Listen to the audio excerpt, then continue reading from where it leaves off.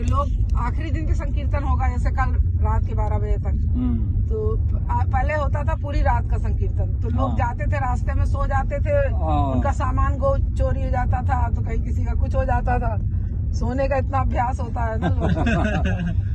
फिर तब से हमने 12 बजे तक का किया कि 12 बजे तक तो अपना कीर्तन, बहुत से लोग जगते हैं 10 बजे तक, तो 10 साढ़े 10 तक, तो 12 बजे तक कीर्तन करो, उसके बाद अपना सो लो, फिर जिसको जाना है जाओ। लोगों में है ही रात में जागने की तो है क्षमता बहुतों में, सब 12 बजे तक तो, क्योंकि लोग अपने घरों में भी बहुत से लोग जागते ही हैं, तो कीर्तन में उतना रहता है बढ़िया। फिर उसके बाद औंघाना शुरू करते हैं, फिर लोगों को जगाओ, एक एक को उठाते रहो, ए सो नहीं सो नहीं। इसीलिए रात का कीर्तन बंद करवा दिया था हम लोग ने। मैं कहा 12 बजे तक करो, उसके बाद सवेरे से फिर करो, दिन में करो कीर्तन, जो कर सकते हो वो करो।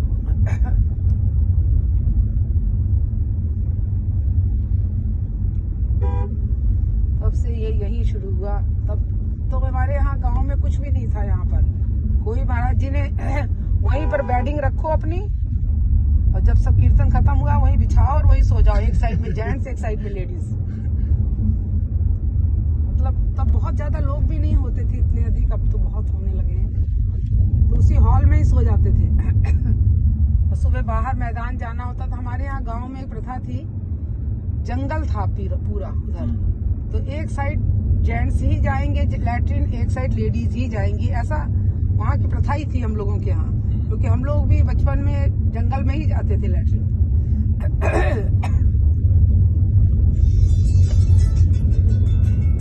यहाँ पर कोई प्रॉब्लम नहीं थी कि कोई कुछ कहेगा, और सब लोगों को अभ्यास था, अपना गांव था, हम लोगों का ही यहाँ राज्य था सारा।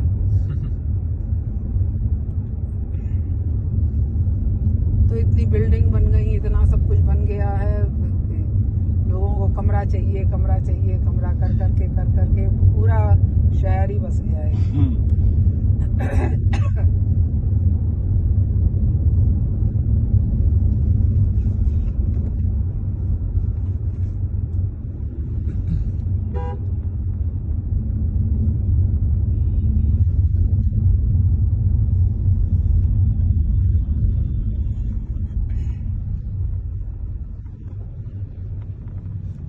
तो दीदी जब आप पढ़ रहे थे, आप जब महाराज जी ट्रैवल करते थे, आप उनके साथ जाते थे या? नहीं। अच्छा। हमने जब तक पढ़ाई की है जी, MA किया, उसके बाद भी वहाँ रहे हम, तो मतलब हम लोग छुट्टियों में आते थे केवल।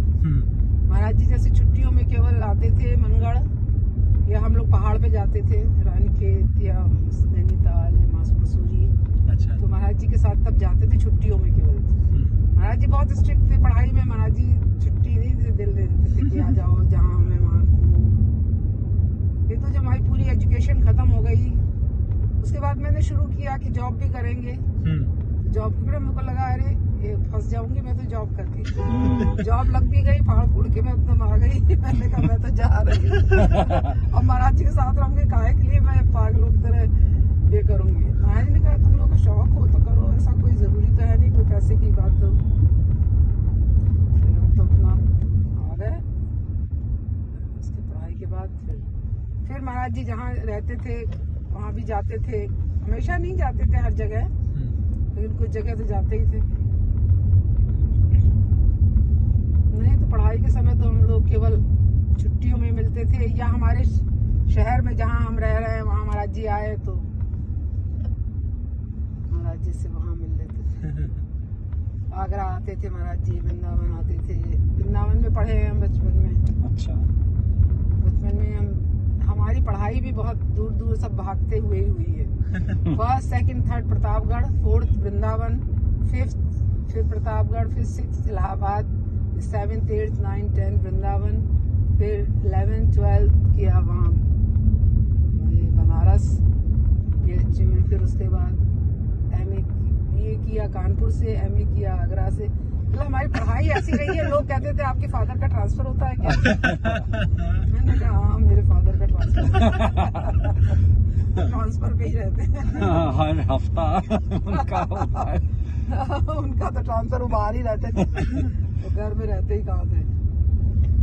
छुट्टियों में में आते थे बहुत बचपन में। तो महाराज जी जब भी मनगढ़ आते थे तो कोई पूछे, बालकृष्ण छोटा था बहुत, उससे पूछे ये कौन है जानते हो? कहते हाँ ये आते हैं कभी कभी हमारी अम्मा के पास।